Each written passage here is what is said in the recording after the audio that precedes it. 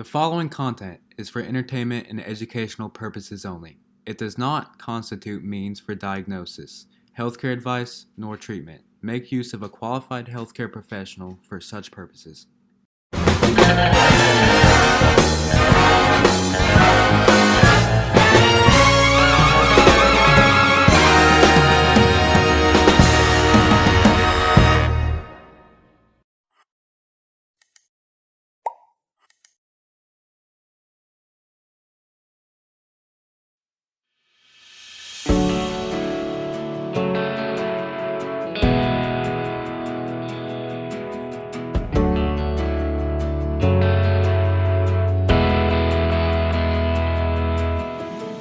Good afternoon, everyone. My name is Dr. Charlene Ortiz, and today we are going to be talking about qualitative research. Specifically, we're also going to talk about naturalistic observation, and in there, we're going to talk about a wide variety of research methods that we utilize in our field.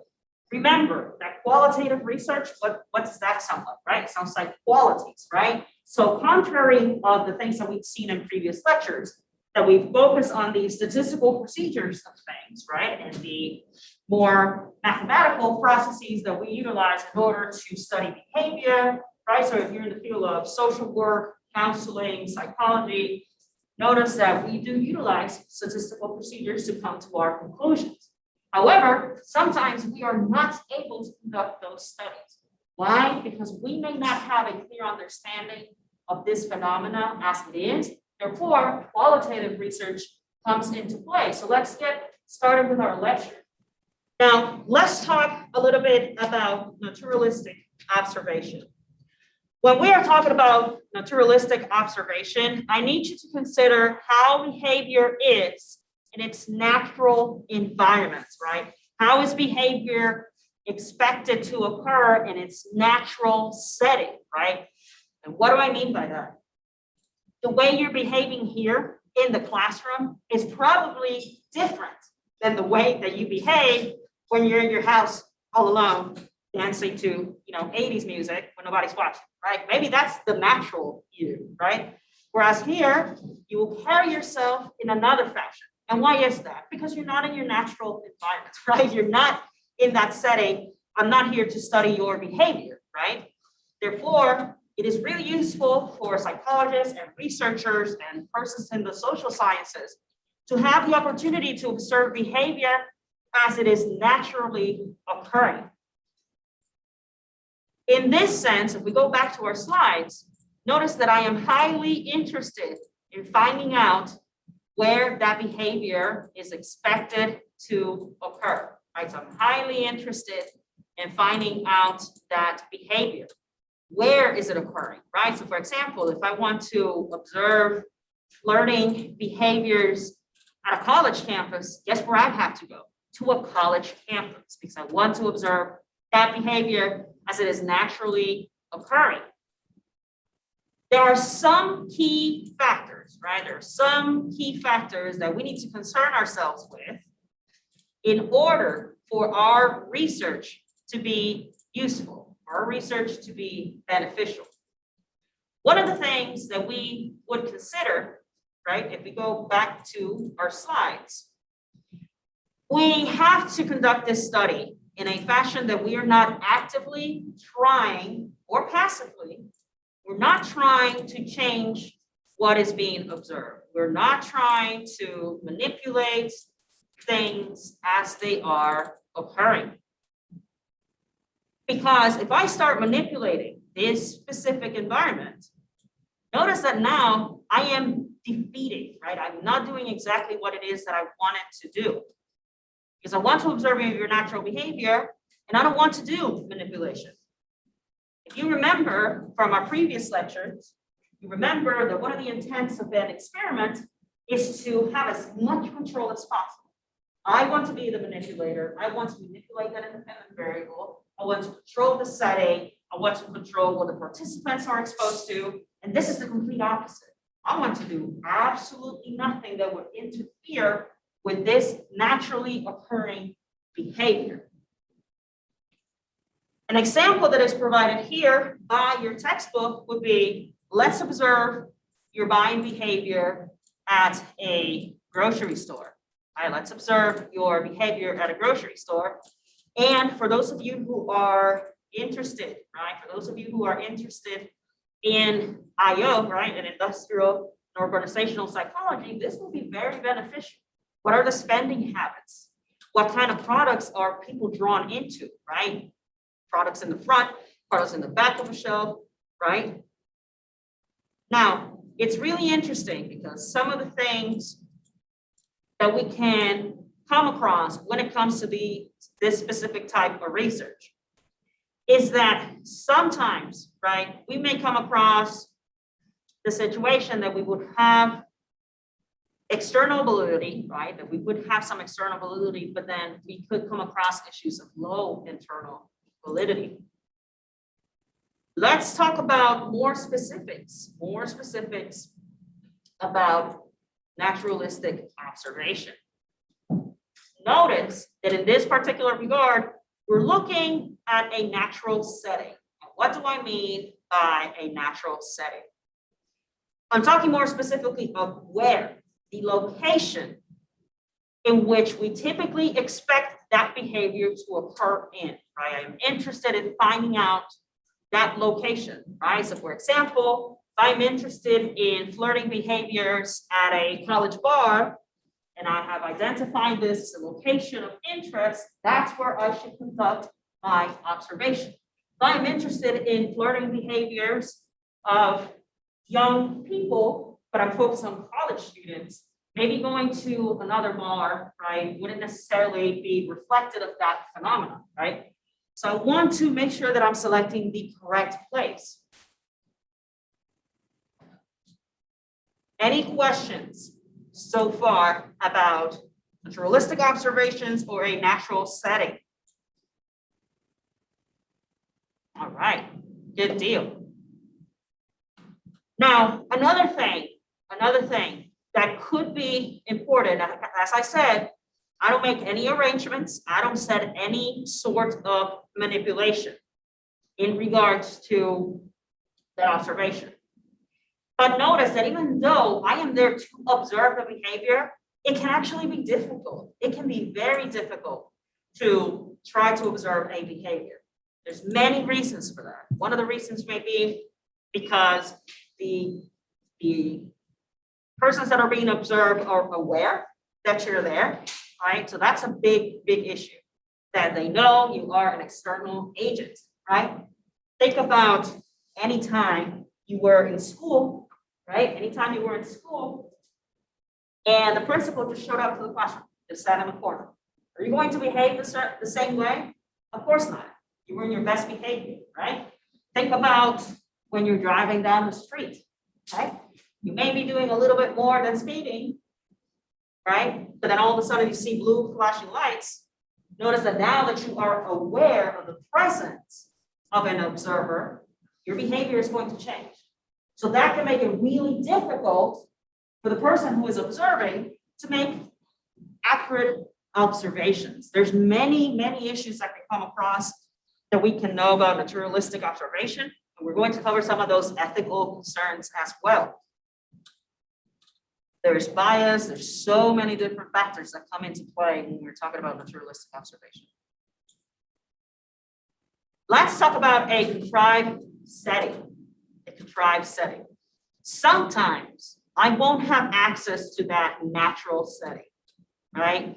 So for example, say I want to study a specific group of our original people, right? So Native Americans, and I don't have access to, let's say, a Native American location, right? So say I don't have access to that, but I have access to Native American individuals.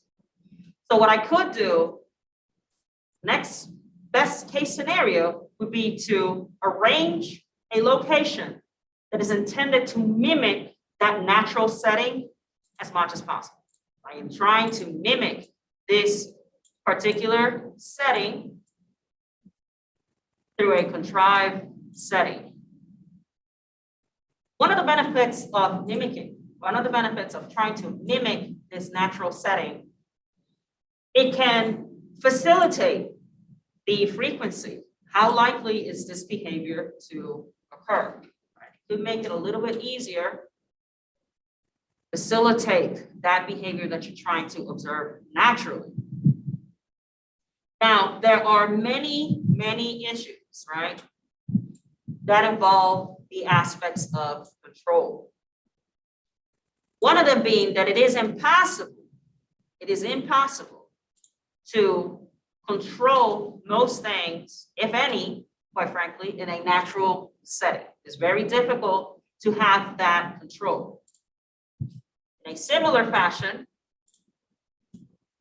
in our contrived setting, right, you may have a little bit more control of facilitating that specific behavior. So any questions about that? Any questions so far about what naturalistic observation looks like, or some of the settings that we can find naturalistic observation in? Good deal. Now let's talk a little bit about techniques, right, for conducting naturalistic observation. And it's funny because you might not see it, but you've probably done naturalistic observation before, but in a really casual sense, right? You guys are observing me right now in my natural environment, how I teach, right? You're observing me teaching at my house, right? Through a Zoom video. This is my natural environment. So if you wanted to observe your professors, this would be my natural environment, right? Something that I need to, an example that I like to give is, at work, when you're at work, I'm sure you have someone you hate, you can't stand. I'm sure you have observed this person a whole lot. You hate everything about so you observe her or him. I hate the way they chew. Look at this guy. Look how he's chewing, right? So you have conducted naturalistic observation in the past. How do we conduct actual naturalistic observations? The most important factor that I want you to consider is that you are there to provide an observation that is not intrusive. You're trying to provide an observation that does not inflict an influence in your observation. Now, this is immensely important because of what I mentioned. We don't behave the same once we know we are being observed. Now, it is argued, right, that feeling of awareness that you have, oh my goodness, someone's observing me, that fades out eventually with time. So in the example that I gave you about you're in the classroom when you were younger and your principal just walks in and sits in the corner, eventually you forgot that your principal was right there. Eventually you want to throw a little piece of paper at someone, right? Give them a wet willy, because you forgot that the observer was there. So there is a form of extinction, if you will. But generally, you want to reduce that awareness as much as possible. Even though it will fade out, you need to remember that you want to reduce that factor as much as you can. You don't want that to be obtrusive. More importantly, think about how you're going to operationalize your observations. When we're thinking about an operational definition, think about how am I going to define the behavior so that I know what to look for and also what I don't need to be looking at, right? So think about the example that I gave you about flirting, right? You want to observe flirting behaviors at a bar, at a college bar, right? What's flirting, right? Is it, somebody buying a drink for someone? Is it talking to them? Is it asking them to go dance with you, right? So you would need to define that term because how we're going to observe it. So that is immensely important. Interestingly, you also have to develop a method. If you go and retrieve our slides, you also want to be able to quantify your observations. You want to quantify your observations. And it's kind of ironic because we're talking about a qualitative procedure, and here we are talking about quantification, right? Thinking more of a quantitative method. But you still have to have some sort of understanding of the frequency of any aspect that can be quantified during your research. Another important aspect is managing exactly when are you going to conduct that observation. The periods can be immensely significant. So let's go back to the example that I gave you about flirting, right? You want to observe flirting at a college bar. So managing the time that you're conducting the observation is important because maybe if you go a Tuesday afternoon to the bar, what are the chances that you're going to see people in their natural environment, right? Maybe a Friday night would be a little better. Maybe a Saturday night, right? Because we know, and remember, we talked about location. You need to identify where do you think this expected behavior is going to occur. It's likely not going to occur, at 1 p.m. on a Tuesday, right? So in this case, maybe a Friday night, maybe a Saturday night would be a better time frame. And the last point, you're probably aware how much bias can impact an observation. Psychologists, social workers, counselors, and those who are in hard sciences are not exempt from bias. We like to believe that as researchers we are, but there's always a level of bias. Therefore, you want to minimize it. And you're thinking, well, I'm only observing, right? I'm not really manipulating anything. I'm really not manipulating some sort of variable of control. The problem is that people see what they want to see. And that doesn't exclude you as a researcher. You will see not only what you want to see, but also you're going to see it through your lens. You're going to see that through your own emotion, conditions, race, religion, social experience at home, your background, work ethic. You're going to see what you want to see, and not only that, you're going to see it through your lens. We like to think that when we are observing behaviors, like a video camera, right? I'm going to conduct a study and I'm just like a phone or a video camera. I'm just recording it and I'm going to quantify it. I'm going to record it as it is. The problem is that's not the case. And it's up to you as a researcher and perhaps a future practitioner, right? To become a counselor, a psychologist. It's up to you to identify the bias and try to reduce it. Again, you'll see what you want to see, and whatever it is that you see, you will see it through your lens. So for instance, maybe when I'm observing flirting behaviors, I say, well, just asking someone to dance, that's not really flirting. But saying like, a pickup line, that's flirting. But what was the difference, right? Where's my bias? Right? So any questions about that? Any questions so far? All right. Good deal. Let's talk a little bit more in detail. How exactly can we comply or attempt to have a good naturalistic observation? Remember, we want to make an unobtrusive observation. What you want to do is try to observe without disrupting that behavior. Basically, sometimes we like to think about making your presence known. This is the complete opposite. Making your presence not known. What are some aspects that you can engage in order to hide yourself and not disrupt your observation? Well, firstly, remain hidden, right? Remain hidden. There might be instances in which you would even want to intervene, right? So for example, maybe we're at the bar, right? You're doing that naturalistic observation. They have no idea who you are. Unless you're like me, that I'm in my 30s, what am I doing in a college bar? Who is like 21, you know what I'm saying? That I might stand out a little bit, I'm saying, right? But other than that, right? And that's another point. Don't make yourself stand out, huh? Don't make yourself stand out, blend with the crowd. So when we're thinking about remaining hidden, think about how am I standing out? How am I drawing attention to myself? Right, you're taking notes at the bar and everybody else like chatting and dancing. And you're over here with your little laptop, right?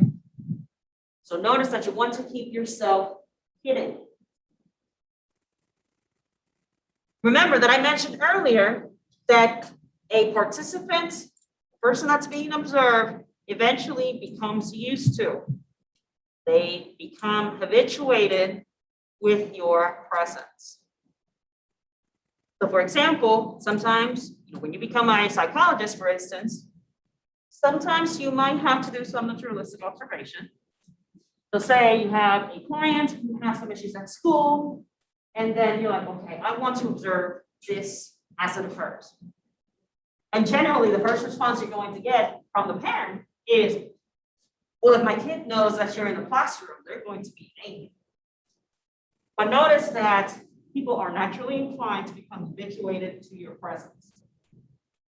So notice the psychologist is going to sit in a corner where that person is not influencing that child's behavior. And sure, the person is going to be aware, right? The child is going to be aware of your presence, but eventually they will become habitual. We want to ensure that that process occurs quickly, right? So for example, don't sit right in front of the kid, right? Offset to the kid. Another good point to use, right? Another good point to utilize is to have a confederate in your research. Who can tell me what a confederate is when we are talking about research specifically? Who can tell me? Dr. Kate, what's a confederate? I know what it is, but the one. So a confederate is an individual who is in on the research, right? That person is aware of the research, the methods, the purpose of the research, who the researcher is, what is the hypothesis, the research questions. That person is a confederate because he or she is aware of what is going on in the research, right? So for example, say I want to conduct that study at the bar, right? And then I'll have someone on the inside, if you will. And they're going to be, for example, a research assistant. So for example, I can ask Dr. Smith and say, I want you to just mingle around that population that I am observing. And this person, for example, is going to get firsthand experience of what's going on. For example, he might be flirted on, right? So notice that in that particular case, he will be in the research. You can also attempt to use indirect measures. So perhaps you're not able to observe that behavior naturally, or rather directly, by your own means. But some individuals can use, say, for example, recording, right? So they will record the behavior occurring, and then they'll sit down and observe that behavior. So audio recording, video recording. So any questions about how to remain hidden? Yes, ma'am. I suppose there are certain ethics to reporting that you can't report anything. Yes, ma'am. Ethics. That's a big issue, huh? How would you feel if you found out that you're at the club having a good time, and the entire time you were there was a psychologist just looking at you? The entire time. Go through that thought for a second. Think about the last time you went to the club or the bar, right? How comfortable would you felt knowing, oh wow, there was somebody looking at me, huh? The entire time. I know how I would feel, right? I like to dance. I'm not saying I'm good at it. I said I like to dance. I don't know how comfortable I would feel finding out that somebody is observing me the entire time that I'm making a fool of myself, trying to Especially dance. if they're a psychologist. Well, that would make some interesting conversation, huh? But remember that there's a lot of ethical concerns, okay? We are going to talk about some of those ethical concerns, especially just with being recorded. Much less think about the last time you went to a club, you know that somebody was there looking at you, and then they started recording. What? Think about, we're going to talk about those ethical concerns for sure. Let's talk about we're trying to operationalize observations. Interestingly, when we're doing qualitative research, this is going to come up very often, which is trying to create categories, right? You want to make sure that we have specific categories in which we are going to box in the behavior that we are observing. So for example, maybe you have a category of dancing for flirting. Maybe you have a category for buying a drink, right? That's flirting. Maybe you have, sparking up a conversation, making the person laugh, making jokes, that's flirting. So notice that you can start that behavior after you have defined it. It is recommended that you start creating categories for said observation, right? You want to make sure that you have some categories for that behavior.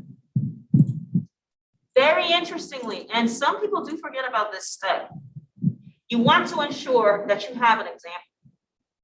List an example that counts for each category, right? So for example, we had the little category of dancing, we had the little category of drinking, right? And we had a little category of just sparking a conversation, making the person laugh, jokes.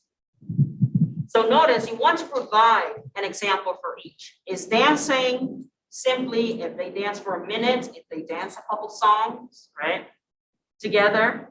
Is drinking maybe a shot or maybe a long drink? Did they drink together? Did they drink separately? He or she just bought that person a drink, just observe from a distance. Does that count as flirting and drinking? Or is it that they drank together after they bought a drink? And lastly, because you have that operational definition, make sure that you are indeed trying to observe that behavior of interest.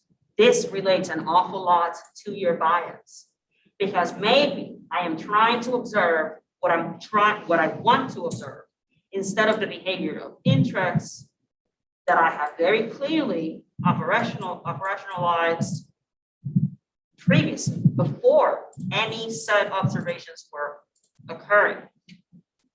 So any questions about operational definitions when it comes to your observations? Good deal. Now it makes you wonder. It's like, I wonder if my professors are just hanging out, but I'm just hanging out at the student center or something. They're just observing everything I do. Huh? I didn't wonder that until you said that just now. Huh? I didn't wonder that until you said that just now. Now you're going to be a little bit paranoid, huh? Just walking around campus saying, who's looking at me? It might not be me. I'm a busy lady. I'm not doing any research right now. I do hope to do some research soon. I really hope so. Let's talk about inter-rater reliability. We have talked about inter-rater before, and that is exactly the term. The definition is in the term, inter-rater. We're going to have different individuals that are going to rate said behavior. We're going to have multiple observers that are intended to observe the same setting. So it may not be enough, right, for me to go to the club, sit in the corner, try to observe the flirting behaviors that I had identified, right? Dancing, joking around, buying a drink. I'm sure there's more things, but I'm getting old. So the amount of flirting has reduced. Right. So notice that it may not be enough for just the one observer. Maybe I need multiple observers. Why is that? For example, I can invite Dr. Countryman, and I can invite Dr. Smith and Dr. Kate. Now I have 4 people, right? They're going to observe the same behavior in the same setting. Notice that the intent is to compare the data that each one of us observed and collected. We're trying to find out, what do we agree on and what do we disagree? Generally, the more we agree, and that goes for quantitative research, by the way. When you have an inter-rater reliability, and as well as in your qualitative research, you want to see how much we are coming to a consensus. Because if we're coming to a consensus, we can be more assured that the observations, whether it be quantitative or qualitative, were more accurate, right? We're trying to work with that validity. What we're trying to measure is that amount of agreement with each of us. So we'll have Dr. Kate, Dr. Smith, Dr. Shar, and Dr. Countryman, and how much are we agreeing or disagreeing with those observations that we made. So any questions about that? If I'm learning your name, that's a good thing, or it might be a bad thing. It might be a thing. Who knows? I'm awful with names, but I try, I promise. I sure do. It's hard when I can see your face. That's a little hard.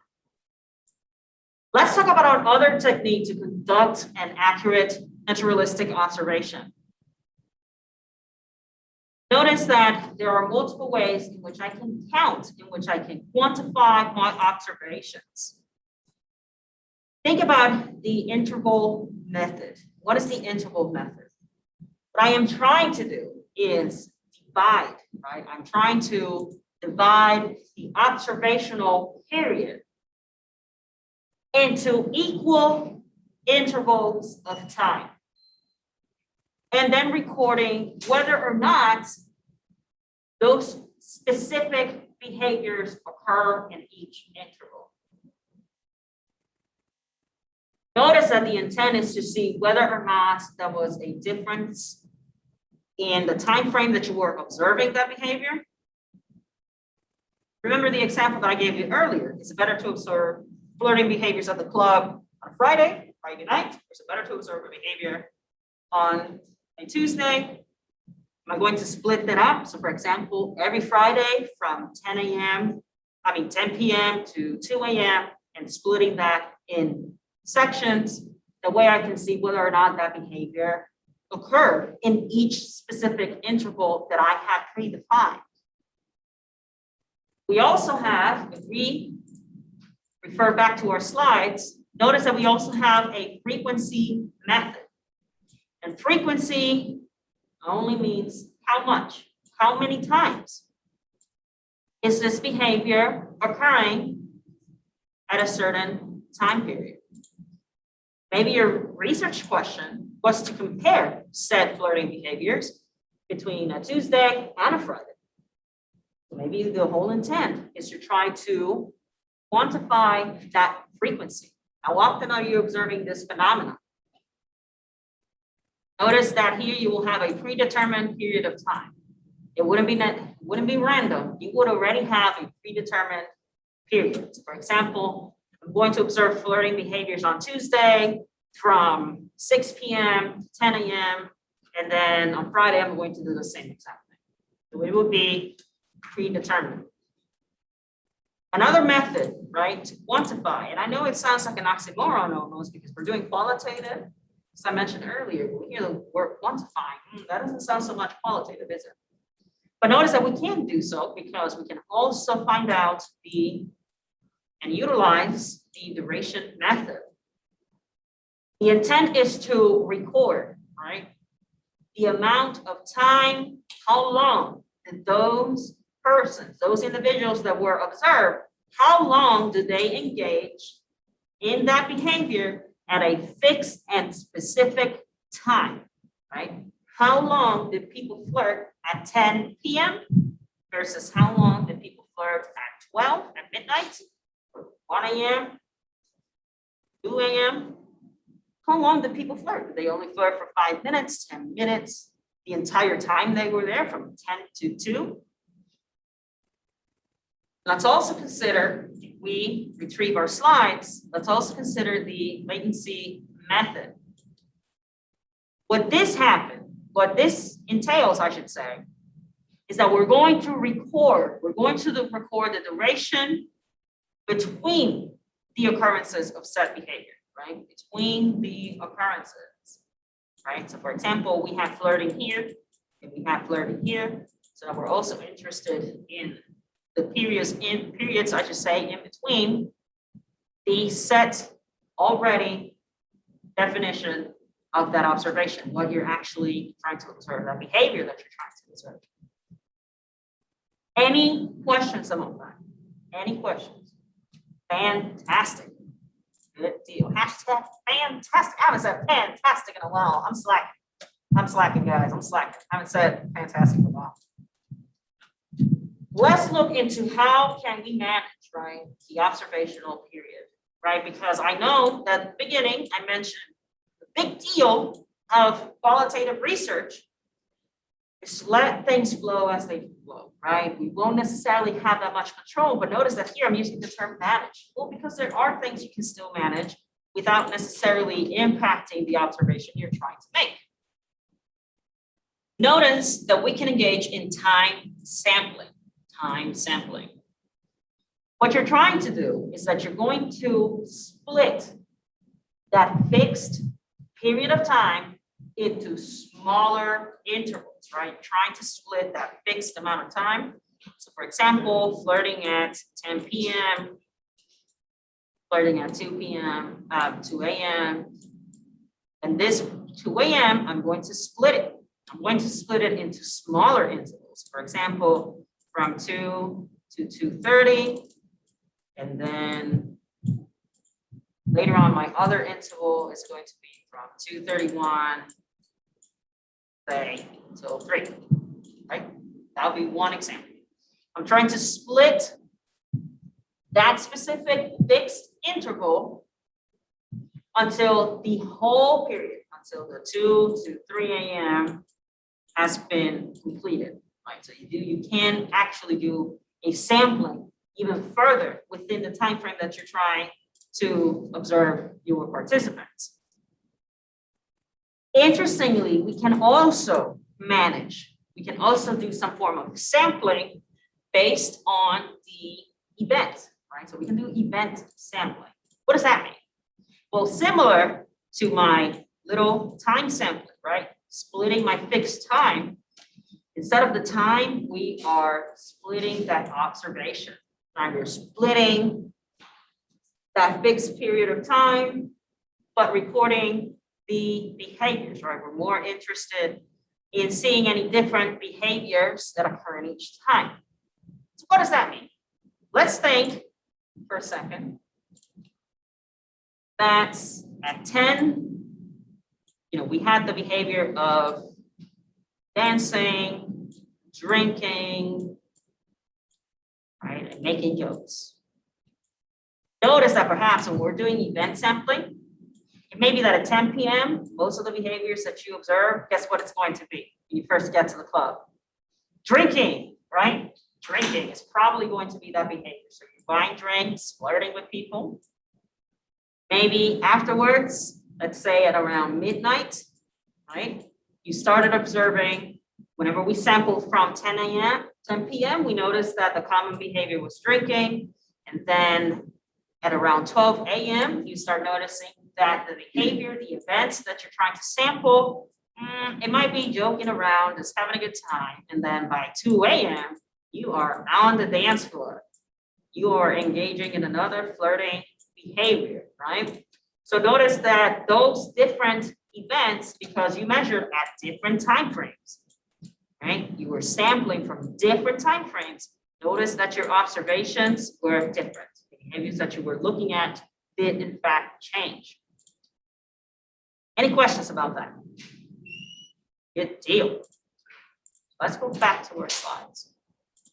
And the last thing that you can do in order to manage, right, that time frame, that period in which you're conducting your observation, is individual sampling, right? What do I mean?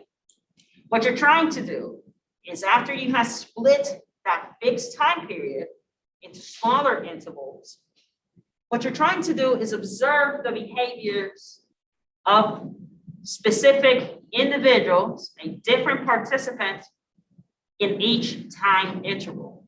For instance, at 10 p.m., you are observing red shirt guy, and then at 11 p.m., you are observing yellow shirt guy. 12, you're observing pink shirt girl, so on and so forth. All right, so now you are splitting that time frame further because you're sampling individuals, right? So maybe red shirt guy engage more in buying drinks, whereas pink shirt girl engage in more of the jokes, right? The drink category, we're talking with her, the joke category. Any questions about that? Good deal. Let's talk about bias.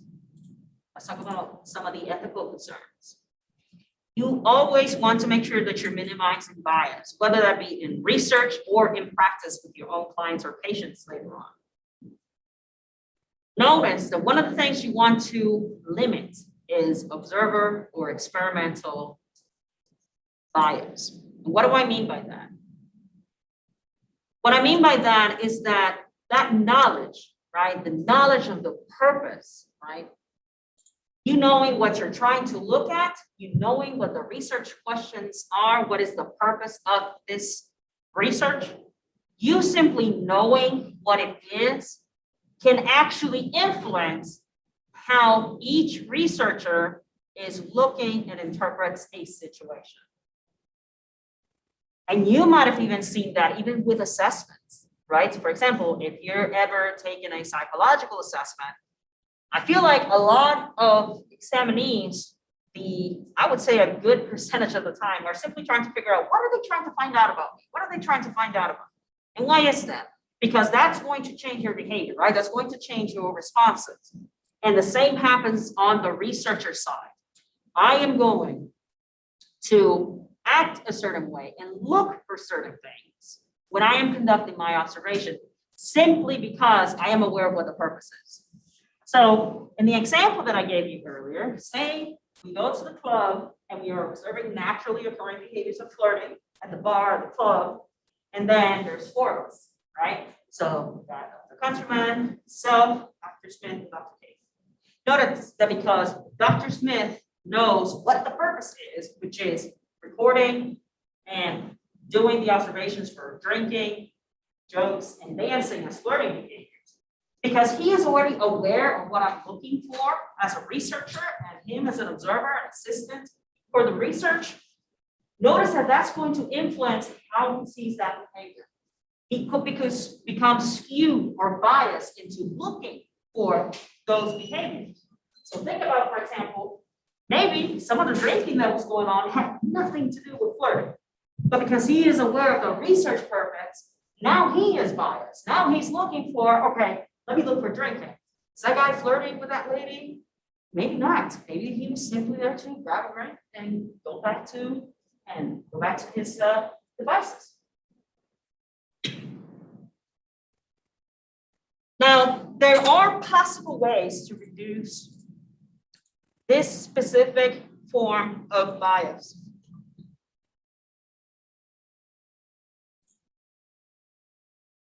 So for example, let's think about training, right? We can train the observers about really revealing what the purpose of the study is. Say, for example, if you guys are part of this hypothetical research and Dr. Countryman participates, Dr. Cade and Dr. Smith, I may not necessarily tell you what the purpose of the study is. Maybe the purpose of the study is to identify risky behaviors amongst college students, right? What part of risky behaviors there are in flirting, right? But I may not tell them that, so they don't say, oh, wow, this lady was drinking a lot at the club, she's at risk, and it's dangerous. Well, notice that now you're being biased. I just simply want you to record the amount of times that you see buying drinks, joking, or dancing as behaviors, right? Without knowing the purpose of the study. This is super important. And I would argue that you should take this with you, not only in research, but also in your practice. You don't take anything else. You should know that it is immensely detrimental to infer meaning, very detrimental to inform meaning. Why is that? Because whatever it means to you, it may not mean the same for that person. And that goes to practice even. For example, I'll give you a real life example. So I have, as you guys know, I practice under supervision. And I have a gentleman that I've been seeing. He's probably like maybe 35. We'll call him Timmy. Timmy sees me because of anger, right? But it has come out that he has been sexually assaulted as an adult, right, by another man. Notice that I use the term sexual assault. Timmy does not. Timmy never uses that term. He'll use anything else but the term rape or sexual assault. He'll call it everything else. Notice that I am inferring a meaning to that behavior. And the problem is, it may not mean to him that that was a sexual assault. For whatever reason, maybe we're still coping. There's other aspects we can talk about later on in therapy. But notice that doing that inference can be detrimental, not only for practice, but also in research. Because if I start inferring, say, I'm observing people flirting at the club, and this lady is just, drinking, accepting all the drinks from everybody that's buying her drinks, is it correct for me to assume that, for example, she's a big flirt? Or is it correct for me to assume that she has a substance problem, right? She wants to become intoxicated. Is it though? Is it really that I am trying to infer that meaning, or am I here simply to observe the behavior as it occurs? And notice that that can also translate into practice, right? So not only here in research, but that can also translate into practice. So if we go back to our slides, it is also important that for you to minimize bias, you are to only record whether or not that behavior occurred or did not. That is it. You're only there to record whether or not that behavior occurred or didn't. Why is that? Think about the example that I just gave. Think about if I am observing this young lady, accepting drinks from everybody, and I start saying, she accepted a drink at 10:15 from red shirt guy, and then she grabbed his hand, right? Well, that's not what we're here to observe. We're here to observe the behavior of whether or not it was based on an operational observation.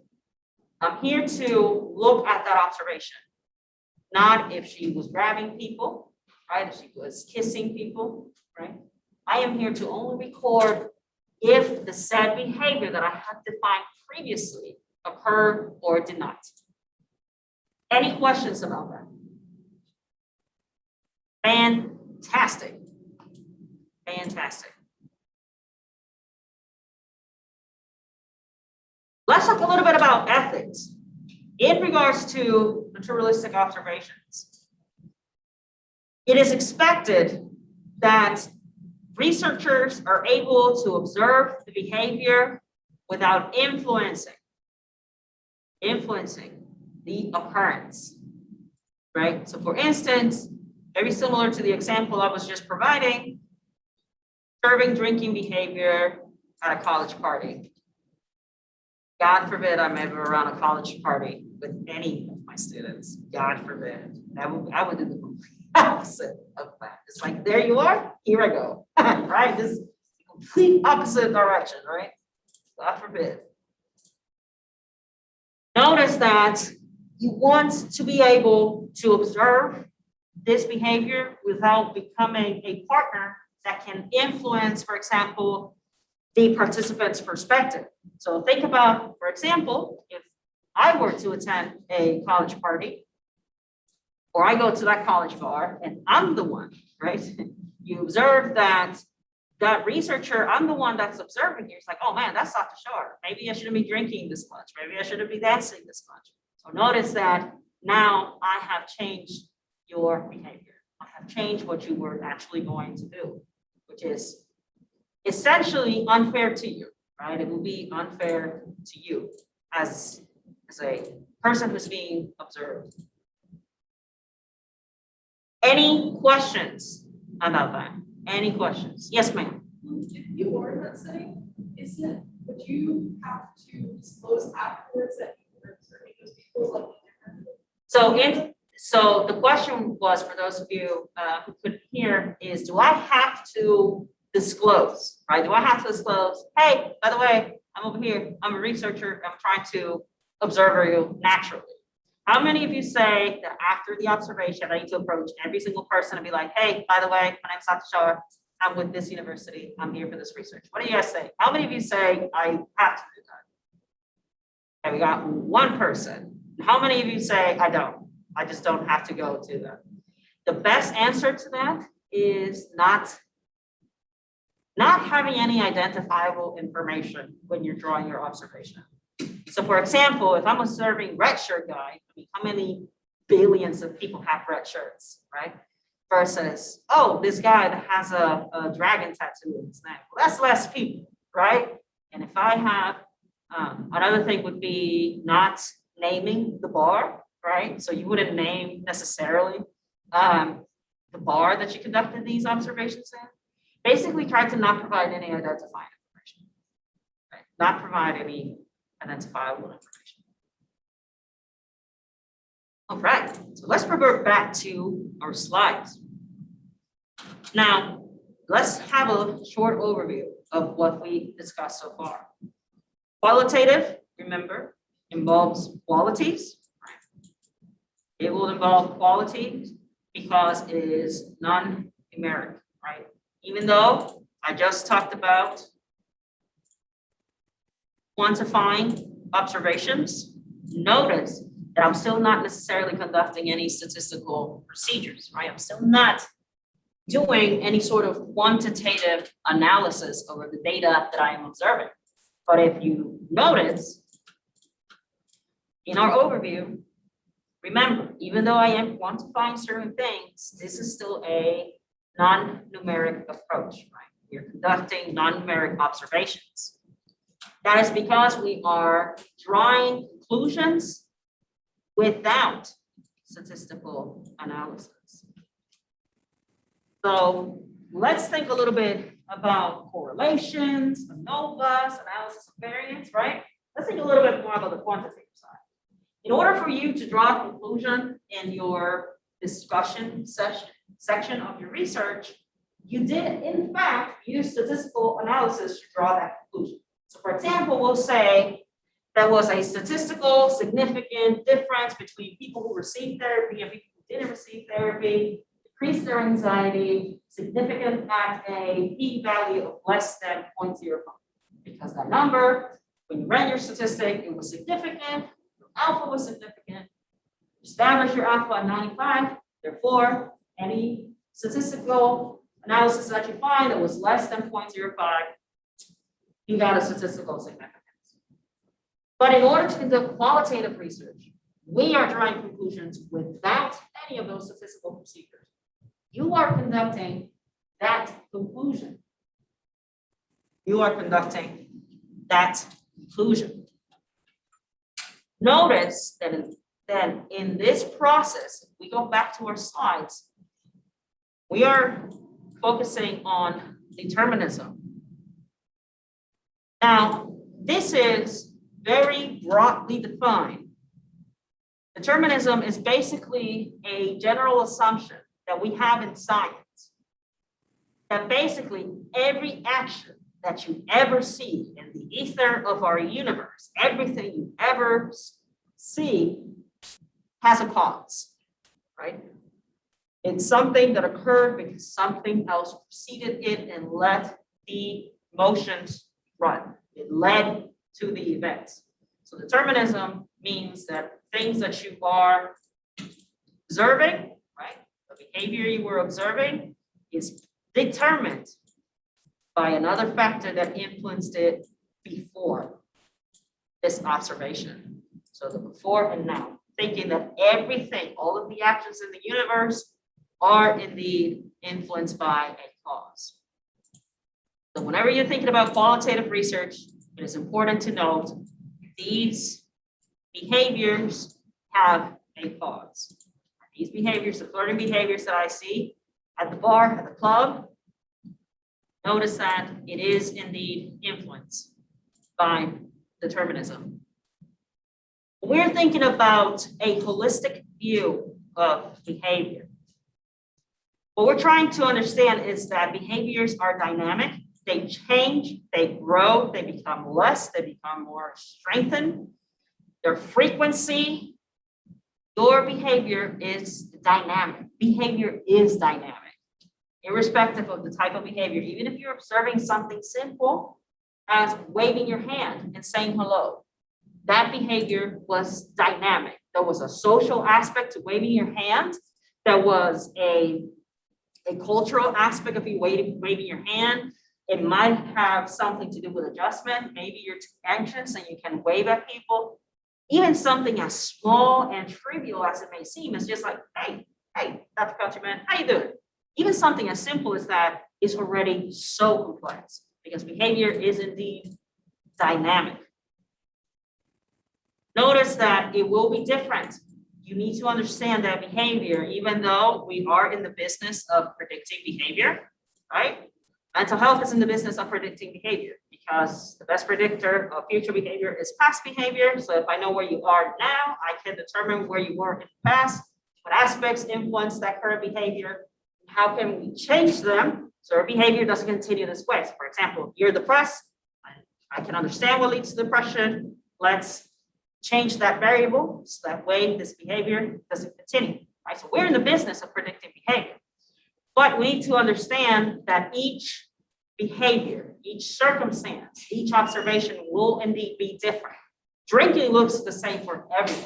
You grab a glass, put it in your mouth. But notice that it will be different. Even though it looks so similar. What you're trying to do is see that complete picture. The complete picture that indeed reality will change. Any questions about that? Good deal. Fantastic. Fantastic. Let's talk a little bit about, very briefly, about this description, right? This description. Notice that both have the same elements, right? I don't want you to think that because one is quantitative and the other is qualitative, right? When we talked about quantitative research before, I don't want you to think that in quantitative research and qualitative research, oh, I'm not doing statistical analysis, so I don't need all that stuff. Absolutely not. You still have the same elements, right? Just your methods have to change a little bit. Your research question is going to look a little bit different. Your hypotheses are going to look different. But notice you still have research questions, you still have hypotheses, you still have to conduct data collection, you have to conduct data analysis. Notice that the processes and those elements are the same. It's just the way we go about those processes will be different. So let's look at it very briefly. Notice that both will have participants. Our definition and their objective is a little bit different. So for example, in quantitative research, a participant is basically the person or, for example, the animal, in which case the identity of that person needs to be protected. Now, in regards to qualitative research, ironically, that participant becomes a co-researcher because you are managing, you are the expert of your own life. So notice in a quantitative research, that researcher is the one who is the expert, who is trying to answer those, find out whether or not to reject his or her hypotheses. But you, who is being observed, that person, you are the master. You own that behavior. You know your behavior best. I would hope. You know yourself better and your behaviors, right? Now let's think about that relationship. What is that relationship, right? Because, for example, I like using the term relationship, and I see that your book uses the same. You will forget that you do have a relationship with your professor. You do have a relationship with your patients and clients. You do have a relationship with your participants. And why is that? Well, there's different relationships. You have a therapeutic relationship, you have a research relationship, you have a mentorship, educational relationship. And because it is a relationship, there is a link, right? There's a link between the two. Notice that in the case of quantitative research, that relationship is directional. What does that mean? It means that the researcher is going to direct, right? They're going to dictate the progression of the study, right? So it comes, if I clear the slide, notice that it's going to go from the researcher to the participants, right? It's going to go very directional, whereas in qualitative research, we're interactive, right? Because you are considered as a person who's being observed, a co-researcher. For example, your behaviors and what you're doing are going to influence me and my actions as a researcher, and vice versa, right? Because I am observing you, I'm trying to determine that data that you are giving me as a co-researcher. So notice that it's a more dynamic interaction, if you will, right? Both of us are interacting, we are both influencing each other. Let's look about theory, right? What is the role in theory? Now, whenever you're conducting any type of study, you need to pick a theory, select a theory that most extensively, and I should say comprehensively, defines that behavior. For example, if you're conducting a research, and the example that I decided to keep through the entirety of this lecture, you can pick different theories in order to understand, right? In order to understand the behavior that you're observing, right? Comprehensive explanation. Because that's what you're going to use for your data analysis, by the way. That applies for everything. That applies for quantitative and qualitative research. It also influences your practice, right? That's why whenever practitioners are practicing, generally they'll be abiding based on a school of thought. For example, your therapist, if you go to therapy, they may be more cognitive behavioral. If you go to the therapist that's humanistic. Why? Because that influences their interpretation of how the session is going, right? It's going to guide the therapeutic process. The same goes for research. You will need a theory in order to understand the data that you are collecting, that you're being presented with. Now, in regards to quantitative research, right? If we dabble into it a little bit more specifically, notice that a theory is used to justify what you're going to measure, right, in your study.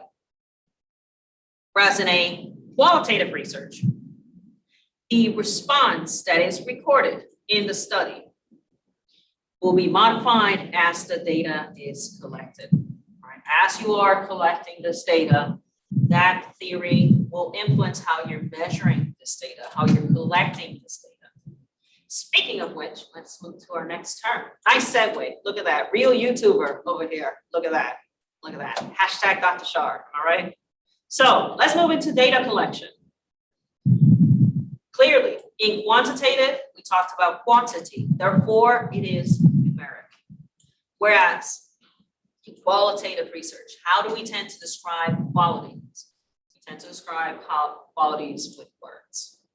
So notice that the perception, the experiences, the dynamics, whatever that participant is going through, will be based on how that person describes them. So remember the example that I gave you, right, of that gentleman who's in his mid to late 30s, he describes that event that occurred to him, right? He describes it as an incident. That's generally the term that he uses in session. Those are his words. He's the one that prescribed meaning to that word. Whereas on the other hand, I would prescribe it another name, right? I would call it sexual assault, or I would call it rape, right? Now, the last thing that I'd like to cover for today are two more points when it comes to that comparison between quantitative and qualitative research. That is data analysis. Data analysis in quantitative research is going to occur after I have collected all of my data. Conversely, in qualitative research, it's going to occur concurrently. It's going to happen as I am doing this observation. So notice, for example, in quantitative research, whenever you are conducting your quantitative research, you have to wait until the very end, until the very last participant provided their responses, until that very last participant responded to your survey, right? You have to wait until the very last person, and you have to wait until all of your statistical procedures have been conducted, correlations, ANOVAs, chi-square, whatever aspect you are conducting, you have to wait until you have run those statistics either by hand or by SPSS, which would be torture, by the way. We have SPSS, don't do anything by hand, right? But you have to wait until everything is done in order to analyze that data. Whereas for qualitative research, you are analyzing this data as it is occurring, right? As you are observing the lady accepting drinks, as you're observing that guy making jokes, as you're observing those two dancing together, right? So notice that you are analyzing the data as it is occurring. And lastly, the conclusion of your paper. What conclusions are you drawing, right? In your discussion session, what explanations are we providing in our research whenever you are publishing or you are summarizing your results? In quantitative research, remember, because it is numeric, we are going to engage in statistical presentation. I'm only going to summarize what I actually measured statistically. On the other hand, remember, qualitative involves qualities, therefore they are descriptive. They are not statistical. You're going to summarize those responses that you were provided by participants. So in keeping with the first example that I gave you, say you're interested in studying Native individuals, and you're going to record those responses based on the words and the descriptions that they provided, not the statistical analysis that you concluded, right? You're going to do so based on the description, the experiences, the words, that co-researcher aspect, that relationship that you have in a qualitative research. Any questions about that? All right, and I'll see you guys for our next lecture. Thank you for your